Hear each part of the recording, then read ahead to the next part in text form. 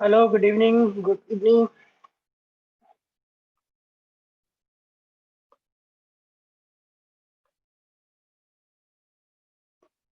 Good evening, sir. Good evening, दोस्त.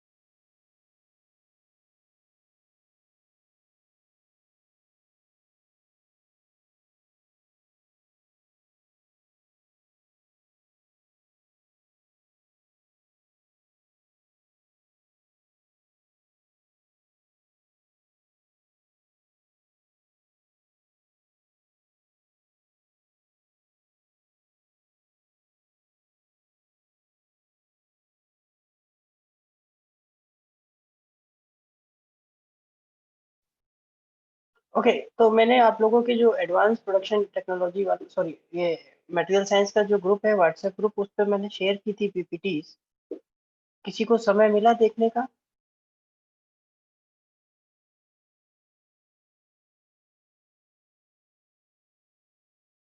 Yes sir. देख पाए? Yes sir. ओके, बहुत ज़्यादा कंटेंट नहीं है. छोटे छोटे से टॉपिक्स हैं. ये सुपर कंडक्टर्स क्या है, मैग्नेटिक मटेरियल्स क्या है, स्मार्ट मटेरियल्स क्या है, और ये यूजुअली आप जानते हो कि इनकी डेफिनेशन क्या है या इनके जो प्रॉपर्टीज हैं, जो एडवांटेजेस हैं इंजीनियरिंग एप्लीकेशन में, वो क्या है. तो वैसे ही सुपर कंडक्टर एक आपके पास मटेरियल है, एक वर्च्यू है, जिसमें कि आप ये कह सकते हो कि हाँ, कोई एक मटेरियल सुपर कंडक्टर हो सकता है. बट क्वेश्चन ये है कि सुपर कंडक्टर अगर कोई मटेरियल है तो उसकी स्पेशलिटी क्या होगी. तो if any material is a kind of super conductor, it means that particular material may conduct or will conduct the electricity without any resistance, without any loss. No resistance will be there. Okay. Smoothly उससे electricity conduct की जा सकती है. So that kind of material will be known as superconductor. Superconductor आपका copper भी हो सकता है, स्टील भी हो सकता है. ठीक है, जो बिना किसी लॉस के एनर्जी को एक तरफ से दूसरी तरफ ट्रांसफर कर दे. तो those kind of material will be called as a super. But यहाँ पर एक चीज आती है कि क्या हर मटेरियल हर टेम्परेचर पर सुपर कंडक्टर की तरह बिहेव करेगा. तो ये हमें देखना है कि किस टेम्परेचर पर कोई मटेरियल सुपर कंडक्टर की तरह बिहेव कर सकता है. Okay, so with the help of this particular graph we can try to understand how superconductor is behave और how any material will behave in the terms of superconductor. Okay. तो यहाँ पर आप देखो, y axis पे resistance है, x axis पे temperature है. करेक्ट. तो जैसे जैसे आप राइट साइड में बढ़ते जा रहे हो, टेम्परेचर आपका बढ़ता जा रहा है. मींस यहाँ पर 0 केल्विन है और यहाँ पर कोई क्रिटिकल टेम्परेचर है और उसके बाद टेम्परेचर आगे बढ़ रहा है. तो आप अगर इस ग्राफ को देखें, this is the graph number 1. Okay, इस ग्राफ को अगर देखें, so what you are observing that at certain temperature, इस टेम्परेचर पे अगर आप बात करो, इस टेम्परेचर पे बात करो अगर आप, तो इस टेम्परेचर पे आपकी जो रेजिस्टिविटी है दैट इज हाईएस्ट. ओके, और जैसे जैसे आप टेम्परेचर डाउन करते चले जा रहे हो, वैसे ही आपकी रेजिस्टिविटी जो है वो डाउन होती चली जा रही है. Correct. But out of sudden you are observing that जो रेजिस्टिविटी है वो बिल्कुल जीरो हो जा रही है. Now the resistivity is zero at certain temperature, और उस टेम्परेचर को हमने क्रिटिकल टेम्परेचर का नाम दिया. Correct. But in some other cases non super conductive material, आपका जो ये ग्राफ होगा वो इसी कर्व में होगा कि जैसे जैसे टेम्परेचर डाउन होता जा रहा है, सुपर कंडक्टिविटी उसमें आती जा रही है, मींस रेजिस्टेंस उसका कम होता जा रहा है, और जैसे ही वो 0 केल्विन पे आ जा रहा है ठीक है, वहां पर उसकी रेजिस्टिविटी 0 हो जाती है। But in the case of the super conductor कोई एक टेम्परेचर होगा अदर देन 0 केल्विन जहां पर सुपर कंडक्टिविटी एग्जिस्ट करती है, तो वो हमारे सुपर कंडक्टर्स कहलाएंगे। एक चीज हमें यहाँ विशेष ध्यान रखनी है कि जो भी टेम्परेचर की अगर हम यहाँ पे बात करेंगे, so always we will talk about the temperature in kelvin, not in degree centigrade. क्यों? क्योंकि 0 डिग्री सेंटीग्रेड पे हमारा वाटर जो है वो फ्रीज होने लगता है, बट अगर हम इसको केल्विन के टर्म्स में देखें तो 273 केल्विन है, जो कि एक सफिशिएंट एंटिटी है। हमें इसको और बिलो माइनस में लेके आना होता है, तब हमारी जाके सुपर कंडक्टिविटी हम उसमें एडजस्ट कर पाते हैं। और नीचे लाने के लिए, क्रायोजेनिक टेम्परेचर में लाने के लिए, या तो हमें लिक्विड नाइट्रोजन का यूज करना पड़ता है या लिक्विड उसका हीलियम का यूज करना पड़ता है। ये दोनों लिक्विड गैसेस जो हैं ये हमारे टेम्परेचर को -60 डिग्री, -150 डिग्री इस तरीके से माइनस में ले जाती है। तो कुल मिला के कहने का है कि if we will define our temperature specially in the case of the super conductivity, so kelvin must be quoted, क्योंकि केल्विन में पैरामीटर्स या कोई भी डिजिट जो है वो बताना इजी होगा अगर हम सुपर कंडक्टिविटी की बात करें। ओके, तो यहाँ पर ये क्लियर हो गया कि in case of super conductor there is some temperature which is known as a critical temperature. At that temperature the material expose और material exhibits the zero resistance, which is a main property of your superconductor. Okay, so फिर यहाँ पर बताया गया है कि आपके दो तरीके के सुपर कंडक्टर्स है, type 1 super conductor and type 2 super conductors. Okay, so type 2 में सुपर कंडक्टर्स में क्या आएगा, लिथियम बिस्मथ एलॉय होगा, दूसरे भी एलॉय होंगे जिसमें सुपर कंडक्टिविटी जो है वो हायर एंड पे रहेगी। और टाइप 1 में क्या रहेगा, सुपर कंडक्टिविटी तो होगी ही होगी, but it will be below the critical temperature and below a critical magnetic field strength. Okay, whereas in case of type 2 superconductor, only the superconductivity will exist. Okay, and they are usually found much higher critical field and therefore could carry much higher current density while remaining in the superconducting state. तो superconducting state जो है या superconductivity है या amount of this energy जो भी ये carry कर रहे हैं, so that will be much higher in case of type 2 of superconductor. Okay, यहाँ पर एक सीमेटिक डायग्राम के थ्रू दिखाने की कोशिश की गई है कि how Meissner effect is working and what exactly is Meissner effect. Okay, so Meissner effect is somehow well connected with the superconductor. Okay, तो जब कभी कोई मटेरियल सुपरकंडक्टर है, ठीक है, कोई मटेरियल अगर सुपर कंडक्टर है, in other words you can say superconductor is not a perfect conductor but a perfect diametric material with zero electrical resistance. Okay, so ऐसी घटनाएं जब होती हैं तो वो जिस इफेक्ट के कारण होती हैं उसको हम लोग मेसनर इफेक्ट कहते हैं। और मेसनर इफेक्ट में क्या होता है, जो मैग्नेटिक फील्ड होता है वो एक्सपेल हो जाता है, मतलब जो भी आपका सुपर कंडक्टिंग मटेरियल है उसके अंदर से पास होकर ना जाके उसके बाहर बाहर से पास होकर जाता है। So in case of Meissner effect, okay, the Meissner effect is the expulsion of the magnetic field from a superconductor during its transition to the superconducting state.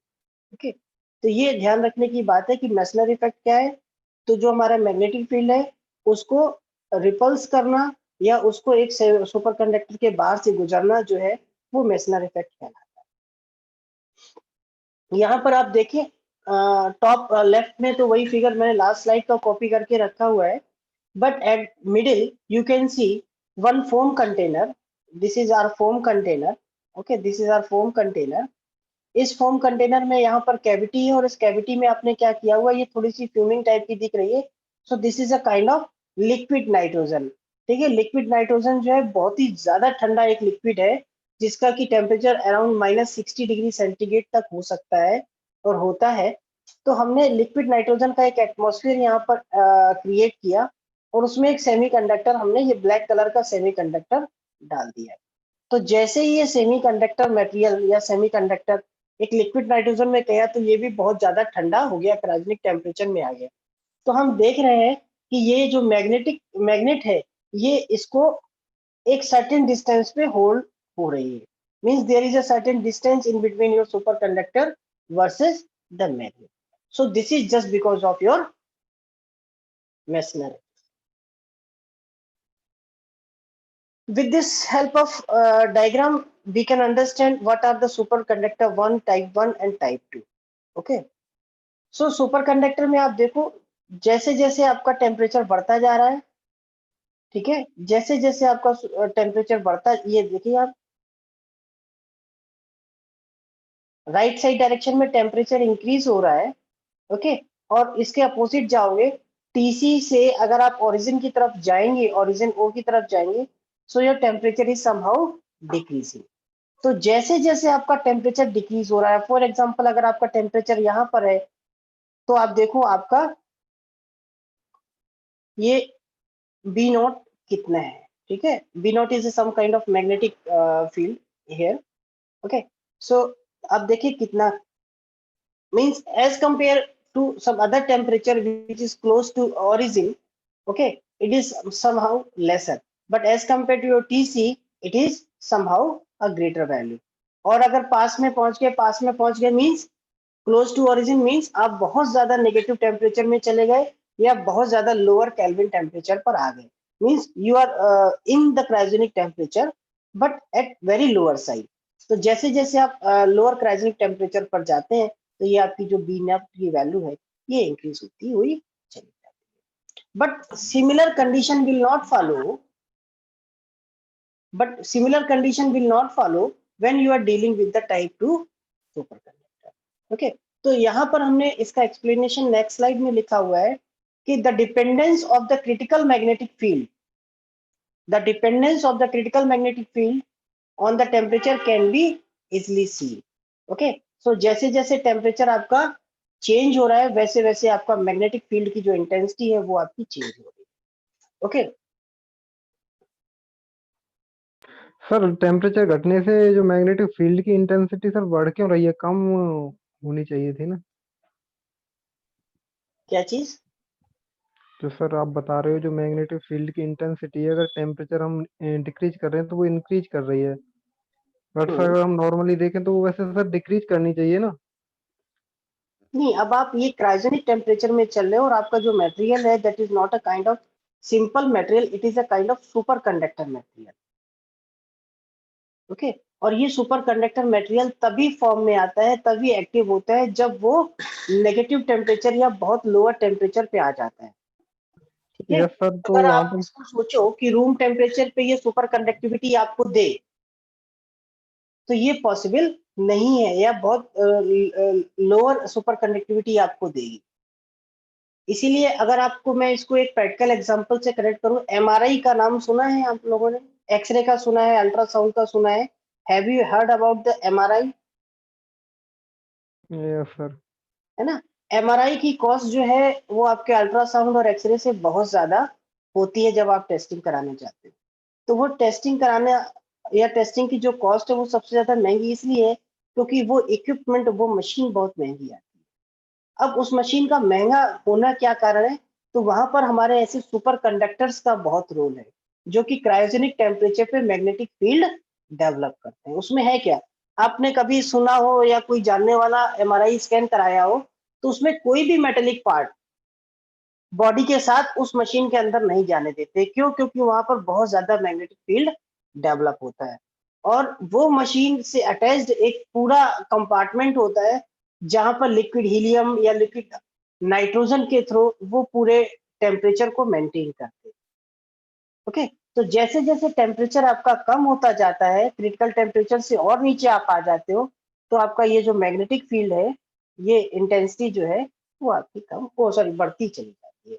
But this will not follow in the case of this kind of super conductor 2.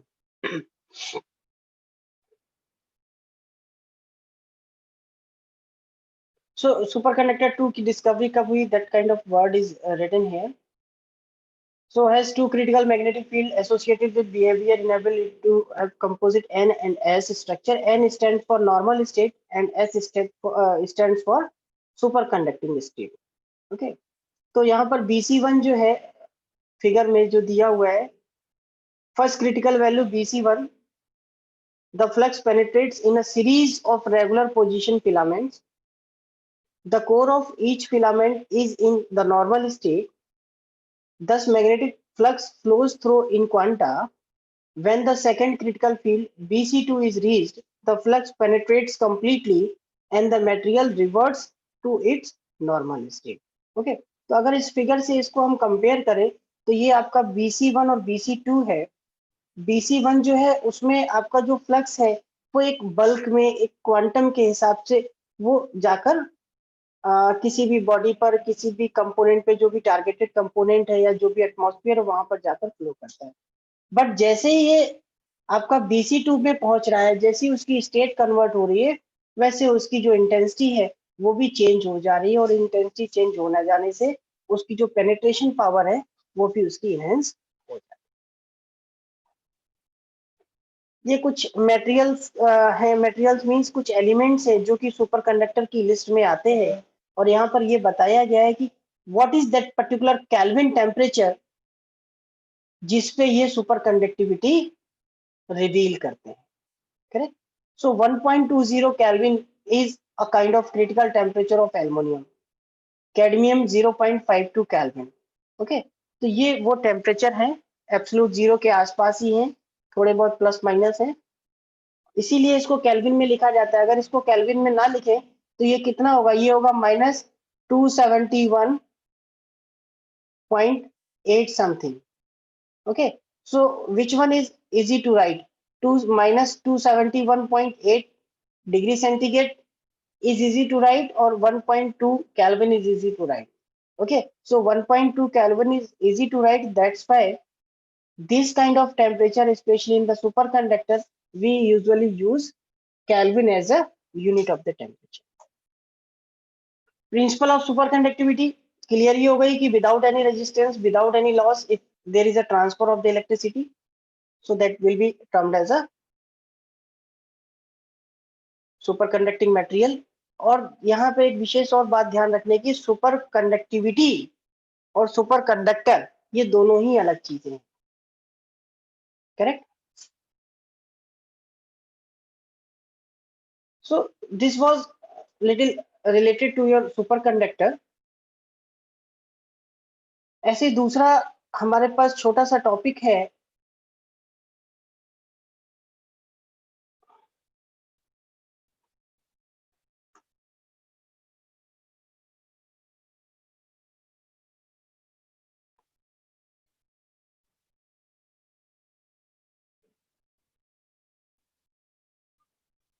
Smart material. क्या मुझे class से कोई ये बता सकता है कि smart materials क्या हो सकते हैं, या कोई ऐसा स्मार्ट मटेरियल जो हम लोग डेली लाइफ में देख रहे हैं?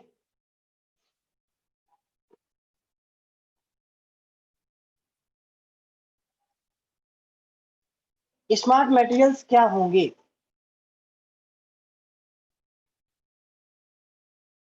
स्मार्ट बच्चा कौन होता है? स्मार्ट लड़का, स्मार्ट लड़की कौन हो सकता है? सर जो अपनी गलती से खुद सीखे। ओके, एक स्मार्ट उसको भी कह सकते हैं कि जो माहौल को देखते ही डिसीजन ले ले, अपने बिहेवियर्स को चेंज कर ले। अडेप्टेशन अच्छा हो। सर जिसकी Correct? प्रॉपर्टीज चेंज हो सके।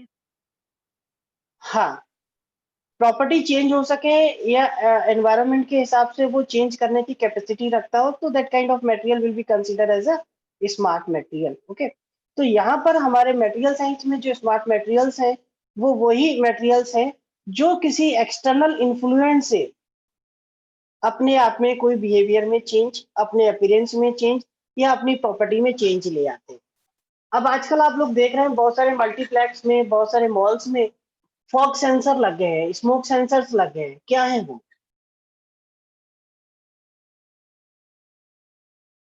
वो स्मोक को सेंस करते हैं, ठीक, फिर अपना सिग्नल किसी दूसरे मटेरियल को, सॉरी दूसरे कंपोनेंट को देते हैं, और वो कंपोनेंट फिर कोई तीसरा काम करता है। ठीक है, तो अगर एक ही मटेरियल हो कि स्मोक को सेंस किया उसने और तुरंत उस जो है मतलब अपना मैकेनिकल कन्वर्टर लगाए और बेल बजा दे, तो इस टाइप का जो मटेरियल होगा that will be consider as a smart material. Correct? अगर हम लोग नेचर की तरफ देखें तो एक शायद पौधा है जिसको हिंदी में तो छुई मुई बोलते हैं, इंग्लिश में I don't know the name. उसके पास आप जैसे ही जाए, जैसे ही आप उसको टच करते हैं, वो अपने आप को पूरा कंप्रेस कर लेता है और पूरा जो जितना बड़ा स्ट्रक्चर होता है वो छोटे स्ट्रक्चर में अपने आप को कन्वर्ट कर लेता है। So that kind of smartness is already present in the nature. तो ये जो नेचर में अवेलेबिलिटी है, उसी से बहुत सारे साइंटिस्ट इस टाइप के मटेरियल्स का डेवलपमेंट करते हैं। तो अगर हम बात करें स्मार्ट सिस्टम की, तो smart system is equipped with number of components. तो उसमें सबसे पहला होता है डेटा एक्विजिशन, ठीक है, जहां से आपका डेटा कलेक्ट होगा, ठीक है, डेटा सेंस होगा। अब जैसे मैं बात कर रहा था फोक सेंसर की, तो इसमें स्मोक सेंसर या फोक सेंसर क्या कर रहा है, सबसे पहले स्मोक को सेंस करेगा। So that kind of activity will be consider as data acquisition. फिर उसके बाद वो अपने डेटा को ट्रांसमिट करेगा, so that will be in the component of data transmission. और ये डेटा ट्रांसमिशन इसलिए किया जा रहा है जिससे कि आगे की जो कंट्रोल यूनिट है उसको कंट्रोल कर सके, या अगला कमांड उस कंट्रोल यूनिट को जहां भेजना है वो भेज दे। और उसके बाद में कंट्रोल यूनिट से आपकी कमांड इनिशिएट होगी, या कंट्रोल यूनिट में पूरी हिस्ट्री जो है उसकी कैप्चर होगी। अगर कमांड इनिशिएट होती है तो कमांड में भी a kind of mechanical, may be a kind of electrical, okay, may be of any kind. Means अगर स्मोक आया तो क्या होना चाहिए, स्मोक आया, स्मोक डेटा एक्विजिशन ने लिया, डेटा ट्रांसमिट किया, कंट्रोल रूम में स्मोक सेंसर हुआ थ्रू डेटा ट्रांसमिशन। और स्मोक आते ही हमें क्या करना है, इलेक्ट्रिसिटी बंद करनी है। तो तुरंत हमारा जो रिले है वो हमारा बंद हो जाएगा, यानी ओपन हो जाएगा, तो हमारी इलेक्ट्रिसिटी का जो फ्लो है वो रुक जाएगा। So that kind of smart system are developed with the help of this kind of smart method. So there are few components of that smart system, that is data acquisition, data transmission and command and control. क्या properties हो सकती हैं smart materials की? Sensing materials हो सकती हैं, उनकी devices हो सकती हैं, एक्चुएशन मटेरियल्स हो सकते हैं, कंट्रोल डिवाइसेस हो सकते हैं, self detection and self diagnostic हो सकते हैं। मीन्स खुद ही डिटेक्ट करें और खुद ही डायग्नोज कर लें। फेसबुक पे मैंने देखा था कुछ दिन पहले, हो सकता है शायद आप लोगों ने भी देखा हो, किसी मतलब अब कितना सच है या कितना झूठ है, वो एक किसी फॉरेन कंट्री के वो प्लेन से पैराशूट के माध्यम से छोटे छोटे जो थे टैंक, वो ग्राउंड पे जंगल में डाल दिए जाते हैं पैराशूट के माध्यम से। फिर वो आते हैं ग्राउंड पे, जैसे ही आते हैं, anyone is able to identify what I am saying? Yes sir. देखा है आपने? यस सर, वो सर 3D वीडियो है वो। अच्छा, क्या है, थोड़ा सा आप एक्सप्लेन करोगे तो ज्यादा अच्छा होगा। सर एक्चुअली उसके अंदर ये होता है कि वो डिवाइसेस को जमीन में भेज देते हैं, जिससे वो सेंस करते हैं अगर कोई एनिमी आ रहा है उनकी तरफ, देन वो एक्टिवेट होकर उस पर एनिमी पे अटैक करते हैं वो। नहीं, वो कई एक दो स्टेप आपने गायब कर दिए। वो ऊपर प्लेन से गिराए, पैराशूट के माध्यम से वो जमीन पे आए। पहले प्लेन से गिराया, पहले प्लेन में ले जाया था, देन उन्हें वहां से प्लेन से गिराया जाता है, पैराशूट से वो जमीन तक आते हैं। हाँ, उसके बाद में सर उसके ऊपर एक प्लेट कोटिंग आ जाती है जिससे वो इनविजिबल हो नहीं, जाता है। उसके बाद वो इतने एडवांस हैं, टेक्नोलॉजिकली इतने एडवांस हैं कि जैसे ही जमीन को टच करते हैं वैसे ही पैराशूट जो है उनका फैला हुआ पैराशूट पूरा पैक होके उसी के अंदर आ जाता है। Yes sir. ठीक, उसके बाद फिर वो जो ग्राउंड की कलर होती है, उसी कलर की जो प्लेट है वो उनके आउटर स्किन पे आ जाती है, यस सर। और अपने आप को Then- बिल्कुल ऐसा सेट कर लेते हैं जैसे कि वो एक ग्राउंड है। मतलब कहीं पे भी ऐसा लगेगा नहीं कि कोई दूसरा फॉरेन पार्टिकल जमीन के ऊपर आके रखा हुआ है। फिर उनको कहीं से कोई वाइब्रेशन या कहीं से कोई नॉइज, भाई दूसरा टैंक अगर आ रहा होगा एनिमी का, तो वो कैसे उसको मींस एनालाइज करेंगे, कैसे उसको डिटेक्ट करेंगे? वाइब्रेशन के थ्रू सर, थ्रू वाइब्रेशन उन्होंने डिटेक्ट किया। तो मींस जैसे ही उन्हें वाइब्रेशन मिला, दे स्टार्टेड फायरिंग। तो इसको कहेंगे self detection and self diagnostic, correct? मतलब खुद ही डिटेक्ट कर रहे हैं और खुद ही एक्शन ले रहे हैं, खुद ही डायग्नोज कर रहे हैं कि उन्हें क्या करना है। और उसके अलावा फिर क्या, अगर उनको लगा कि दूसरे डायरेक्शन से भी कुछ वाइब्रेशंस आ गए, हैवी वाइब्रेशंस आ रहे हैं जो भी है, तो खुद ही वो डायरेक्शन चेंज कर देते हैं अपनी। तो इसको कहेंगे सेल्फ करेक्टिव, सेल्फ कंट्रोल, ठीक है? ये तो पूरा के पूरा सर एआई का फंक्शन हो गया, आर्टिफिशियल इंटेलिजेंस का। वो आर्टिफिशियल इंटेलिजेंस के लिए मटेरियल तो चाहिए ना बेटा। Yes sir, yes sir. बिना मटेरियल के तो कोई भी इंटेलिजेंस लगा लो, नहीं, कुछ नहीं, भी yes, लगा sir. लो, क्या करोगे? Yes sir, yes sir. और इंसान जब तक रहेगा तब तक मटेरियल की जरूरत है, नहीं है? इंसान जब तक रहेगा, यस सर, तब तक जरूरत पड़ती रहेगी मटेरियल की। भले इंजीनियरिंग एप्लीकेशन में ना हो, लेकिन फिर भी उसके पैर की अगर हड्डी टूट जाएगी तो भी रॉड चाहिए कि नहीं चाहिए? Yes sir. चल, ओके। तो उसके बाद अगर दूसरी बात करें तो शॉक एब्जॉर्बर्स जो है वो भी हमारे स्मार्ट मटेरियल्स हैं, ठीक है? क्योंकि हम उन शॉक को एब्जॉर्ब करने के बाद उससे कोई पैनिक ना हो, कोई रिएक्टिव फोर्स डेवलप ना हो, तो हम स्मार्ट मटेरियल्स का यूज करें। अब देखो, ये पीजो इलेक्ट्रिक की बात हो गई है, तो ये पीजो इलेक्ट्रिक मटेरियल क्या है? ये भी एक तरीके से स्मार्ट मटेरियल है, और वो क्या करता है, हमारे इलेक्ट्रिकल सिग्नल को कुछ मैकेनिकल चेंज में कन्वर्ट कर देता है, ठीक है? कभी कभी आप देखते हो ना कि आपने क्या किया, इलेक्ट्रिक पुश बटन दबाई, ऑन ऑफ बटन दबाया, बट जो काम हुआ वो मैकेनिकल के टर्म्स का हो गया, मीन्स दरवाजा खुल गया। और दरवाजा खुलना जो है वो एक मैकेनिकल काम हुआ कि नहीं हुआ? तो ये जो पीजो इलेक्ट्रिक सिस्टम्स होते हैं, ये आपके इलेक्ट्रिकल सिग्नल को मैकेनिकल में कन्वर्ट करते हैं, ठीक है? ऐसे इलेक्ट्रोस्ट्रिक्टिव मटेरियल्स हैं, और ये जो मटेरियल है ये कहीं ना कहीं मैकेनिकल और इलेक्ट्रिकल के बीच में रहते हैं, बट इसमें एक रिलेशन रहता है कि इसका जो मैकेनिकल चेंज है वो स्क्वायर ऑफ इलेक्ट्रिकल फील्ड के बराबर होता है। मीन्स जितना आप इलेक्ट्रिक फील्ड दोगे उसका स्क्वायर रूट जो है वो मैकेनिकल चेंज होगा। रियोलॉजिकल मटेरियल, ये आपके फ्लूइड से रिलेटेड रहते हैं, जहां पर भी फ्लूइड का रोल है वहां पर आपके ऐसे रियोलॉजिकल मटेरियल्स आते हैं। जैसे ब्रेक्स में भी आजकल फ्लूइड यूज करने लगे हैं, शॉक एब्जॉर्बर में भी ऑयल और यूज करने लगे हैं, यहाँ पर डैम्पर्स जो व्हीकल सीट्स होते हैं यहाँ पर भी फ्लूइड का यूज करने लगे। तो जहां पर भी फ्लूइड का यूज किया जा रहा है वहां पर आपका रियोलॉजिकल मटेरियल्स की बात आती है। फ्लोरेंस, ये आपका कार्बन की स्फेरिकल बॉल्स हैं, जिसको कभी कभी अगर हम लोग देखें, ग्रेफीन की शीट को अगर रोल कर दे, या कूलर जो हमारे घर में कूलर होते हैं ना हेक्सागोनल, उसकी वीविंग स्टाइल होती है, उसको अगर आप रोल कर दो तो इस टाइप का स्ट्रक्चर बनता है, ठीक है? जिसको कि हम लोग फ्लोरेसेंस की बात कहते हैं। और ये कुछ नहीं है, ये एक स्फेरिकल बॉल है, पेंटागन या हेक्सागोन स्ट्रक्चर की, ठीक है? ये बहुत ज्यादा यूज हो रहे हैं, जैसा कि हम लोग कल कार्बन फाइबर के बारे में पढ़ रहे थे, कार्बन नैनो ट्यूब के बारे में पढ़ रहे थे, ये उसी का ही एक पार्ट है। और ये आजकल आपके magnetic devices, electromagnetic devices, super conductors में, इलेक्ट्रॉनिक्स में बहुत ज्यादा डेडिकेटली यूज किया जाता है, ठीक है? स्मार्ट जेल्स का हम लोग यूज कर रहे हैं अपने मेडिसिन में। अब आप देखो, कुछ कुछ वो जो एस्ट्रोनॉट्स जाते हैं हमारे, तो वो क्या, कुछ ऐसा तो नहीं कि रोटी पराठा हम घर से बनवा के ले गए, वो इस टाइप के जेल्स कैप्सूल के फॉर्म में रखते हैं। और किसी एक मूवी में भी देखा गया था कि वो लोग कैप्सूल ही खा रहे थे, ठीक है? तो ये क्या है, these are kind of smart gels जो कि कैप्सूल के फॉर्म में है, और ये जेल उसी कैप्सूल में है, और इसको यूज कर सकते हैं as a medical entity.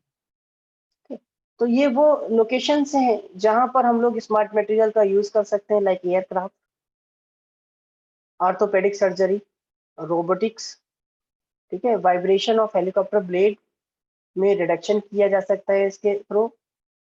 Smart fabric develop किया जा सकता है, स्पोर्टिंग गुड्स, ठीक है? अब स्पोर्टिंग गुड्स में कोई पूछेगा कि सर इसमें स्मार्ट मटेरियल का क्या रोल? Yes, of course. भाई, हम स्पोर्ट खेल रहे हैं, या स्पोर्ट का हमारे पास कोई रॉड है या बैट है, उसमें हमने कोई ऐसा मटेरियल लगाया जिसमें कम फोर्स अप्लाई करने पर ज्यादा हिट हो,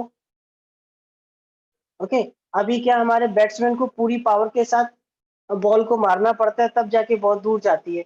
अगर हम उस बैट की सरफेस पे कोई ऐसे मटेरियल की कोटिंग कर दें कि उसको जरा सा ही जर्क मिले और बहुत ज्यादा वो रिलीज दे, तो that kind of work can also be done on this kind of cricket bat, ठीक है? और स्मार्ट ग्लास तो बहुत ज्यादा यूज हो रहे हैं, इवन दो अभी तो कुछ आपके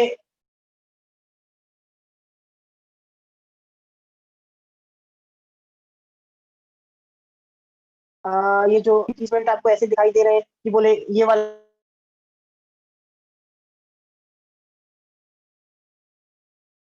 ग्लास है इसमें स्क्रैच नहीं होगा, ये वाला जो ग्लास है इसमें रुकेगा नहीं। ठंड में या मीन्स हीटेड डोमेन में और एलिवेटेड टेम्परेचर से अगर आप कोल्ड टेम्परेचर में आते हैं तो कभी-कभी आँखों पे क्या होता है, वेपर आ जाती है ग्लास पे। गर्मी के दिनों में आप एसी में बैठ के निकले फिर बाहर आ गए तो ग्लास में वेपर आ जाती है। तो कुछ ऐसे ग्लासेस भी बन गए हैं जिनमें इस टाइप की प्रॉब्लम नहीं हो सकती या नहीं होती है, so that kind of material और glass will consider as smart glass. तो ये पूरा हमारा स्मार्ट मटेरियल से रिलेटेड है। इसी में से बहुत छोटे-छोटे क्वेश्चंस ऑब्जेक्टिव के रूप में आपको एग्जामिनेशंस में मिलेंगे। ओके।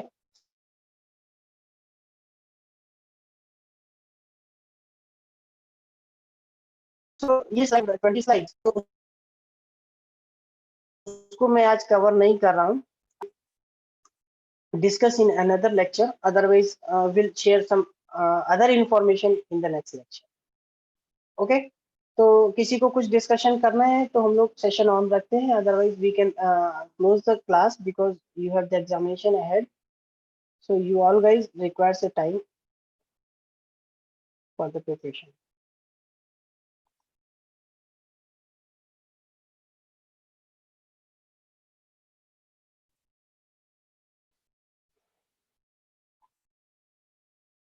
गौरव,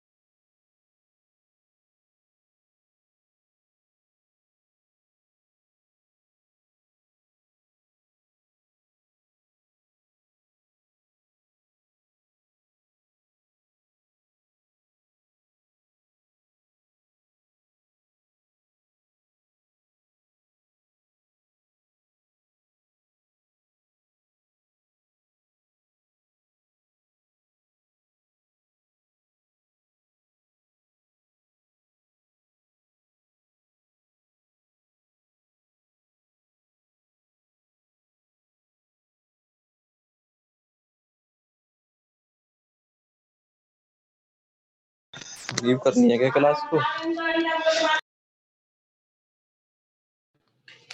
हाँ एंड कर दे भाई।